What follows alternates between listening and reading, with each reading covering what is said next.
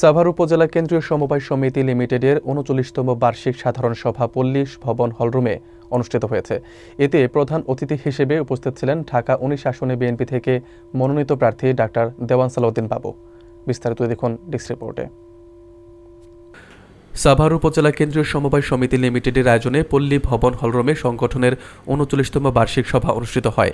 সভার বিআরডিবি এর চেয়ারম্যান আব্দুল মালেকের সভাপতিত্বে এতে প্রধান অতিথি হিসেবে উপস্থিত ছিলেন ঢাকা ১৯ আসনে বিএনপি থেকে মনোনীত প্রার্থী ডাক্তার দেওয়ান সালাউদ্দিন বাবু। অনুষ্ঠানটি উদ্বোধন করেন সাভার উপজেলা নির্বাহী অফিসার সাইফুল ইসলাম। বিশেষ অতিথি হিসেবে উপস্থিত ছিলেন ঢাকা জেলা বিআরডিবি এর উপপরিচালক জহিরুল হক মৃধা, জাতীয় পল্লী উন্নয়ন সমবায় ফেডারেশনের সহসভাপতি নাফিসউদ্দিন চৌধুরী এবং ধামরাই উপজেলা বিআরডিবি এর চেয়ারম্যান শামসুল ইসলাম।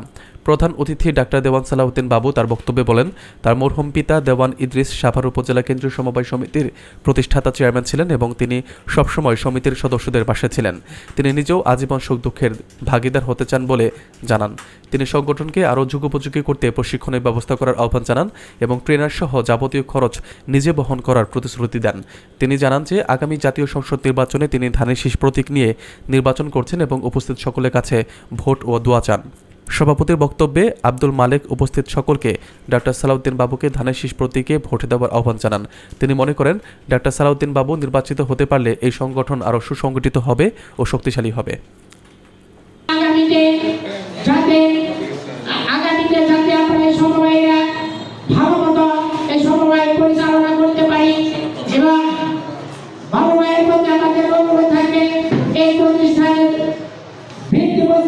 থেকে শুরু করে এখানে ৮০ সালে থেকে ২ চেয়ারম্যান নির্বাচিত ছিলেন আমাদের সন্তান দেওয়ান ইদ্রিস সাহেব, যার উন্নয়ন সারা সাভারে হয়েছে এবং তারই রাস্তা করে তারই সুযোগ বছরে ডাক্তার মোহাম্মদ সালাউদ্দিন বাবু ভাই বিগত দিনে জনগণের ভোটে দুইবার নির্বাচিত হয়েছিলেন।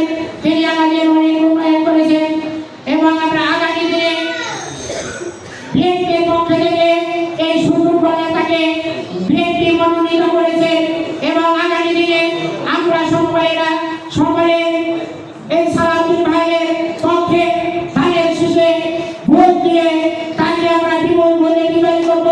এবং ট্রেনিং প্রোগ্রামটা আপনারা চালু রাখেন।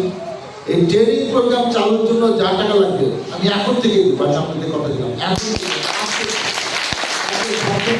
ট্রেনিং করেন, এখানে করবেন না কোথায় করবেন, রুম ভাড়া লাগবে, কাউকে ট্রেনার হিসেবে আনতে হবে, আমি টাকা দিব আপনাদের বলে দিলাম।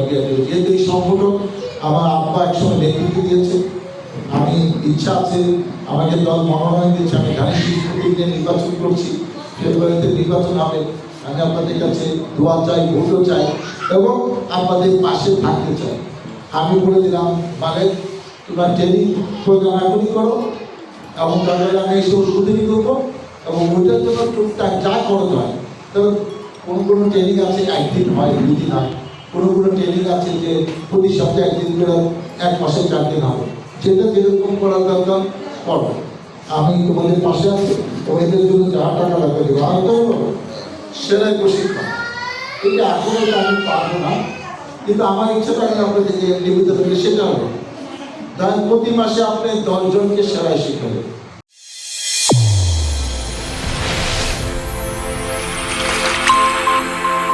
চ্যানেল A1 হৃদয়ের স্পন্দন।